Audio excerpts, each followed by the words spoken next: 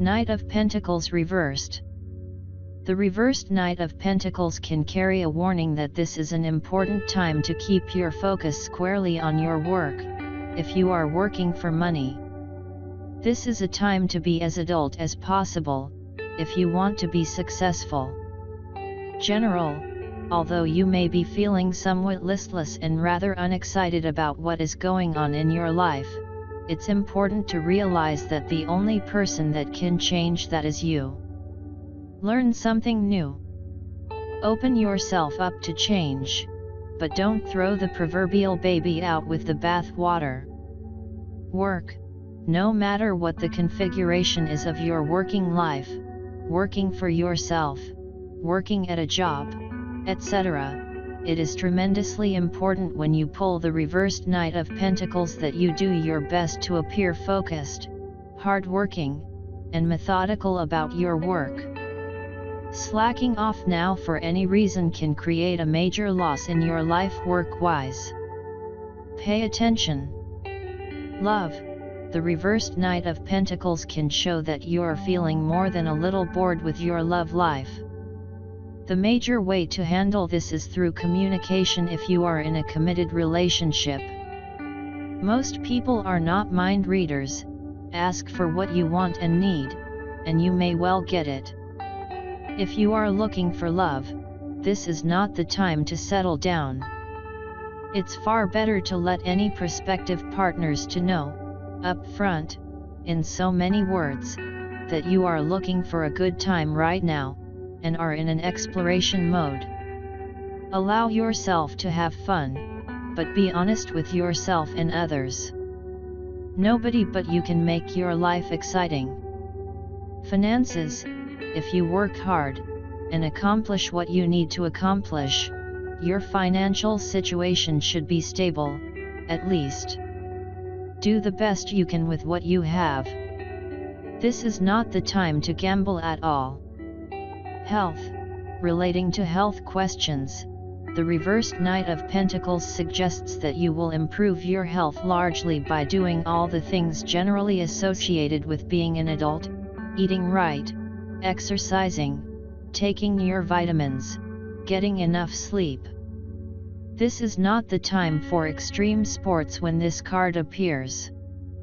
Spirituality, even though much about this card relates to work and the mundane making of a living, when the Knight of Pentacles appears, it's important to realize that there is much more to life than work. Give yourself the time and space to explore the other sides to your being. Talk to people that are more into spiritual things than you are, and see what they have to say which resonates with you. Allow your spirit rest. Consider meditation.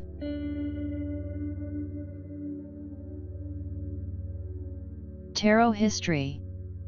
The history of the tarot is shrouded in mystery. Very little in the way of concrete information is known about its origin, although many things have been written about it. We will probably never know the truth, as fact and fiction seem to be irrevocably mixed nowadays. The tarot originated in northern Italy in the early 15th century, sometime between 1420 to 1440. Despite the fact that it is often attributed to originating from China, Egypt, India, or Morocco, to name just a few, there is absolutely no evidence that this is the case. Nor, as is often quoted, is there any evidence whatsoever that the tarot was brought to Europe by the Romanis. The name tarot is often attributed to being Egyptian, Hebrew, or Latin. This is not the case. The earliest names are all Italian in origin. The cards were originally called carte de triomphe. Around 1530 the word tarocchi began to be used to differentiate them from a new game of triumphs that was in vogue at the time. The etymology of this new word is unknown. The German variant was known as tarot and the French tarot. The symbolism for the tarot is drawn from the culture of medieval and Renaissance Europe. The tarot subjects are distinctive to European Christendom. The symbolism does not come from Egypt or any of the other exotic locales often mentioned.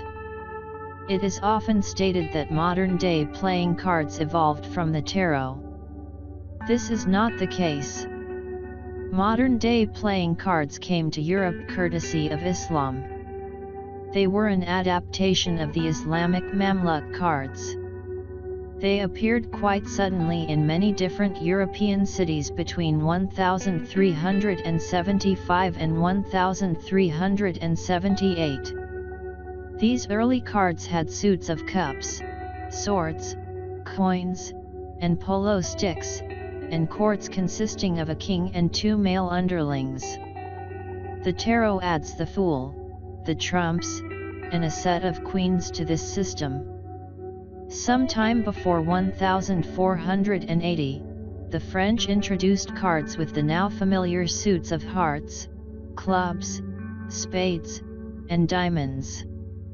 The Joker is not original to either the early form of modern-day cards, or to the tarot, but instead originated in the USA around 1857 and was used as a wild card in poker as well as the highest trump in euchre. It is also often stated that the Catholic and Protestant churches outlawed the tarot and all who used it in an effort to stamp out so-called heretical teachings. This is not the case. The Inquisition documented what the Church considered as evidence of heresy in great detail. The tarot was not even mentioned. After the Reformation, less controversial images for the Pope and Papess were substituted by card makers as the Church had objected to the original images. It is often said that the tarot was not used as a divination tool prior to 1781. The tarot was used as early as the 16th century to compose poems describing personality characteristics. There is historical evidence that in one case at least these verses were presented as relating to the person's fate. In other words, divination. Divinatory meanings were assigned to the tarot in Bologna in the early 1700s, and this is the first unambiguous evidence of tarot divination. Ordinary playing cards were connected with divination as early as 1487. It is not unreasonable to think that the tarot was also. The tarot has often been attributed with being a pillar of Western esoterica occultism. This is certainly not the case. The first occult writers to discuss the tarot were Court de Gabellin and the Comte de Melot in 1781. The tarot was not mentioned in any occult work for the first 350 years of its existence. The terms Major Arcana, Minor Arcana, High Priestess, and Hierophant are anachronistic when referring to the older tarot decks. The historically appropriate terms are the Trumps and the Fool, the suit cards, Papess or Popess, and Pope. Likewise, Pentacles and Wands are relatively recent substitutions for the traditional suit names of coins and staves or batons. The original Italian titles of the cards were in some cases different from the later French titles that have become familiar to us through the Tarot de Marseille and its descendants. Also, the ordering of the trumps varied considerably in Italy where the cards originated. It is not known which ordering is the earliest one. Even the number of cards in the deck varied a great deal.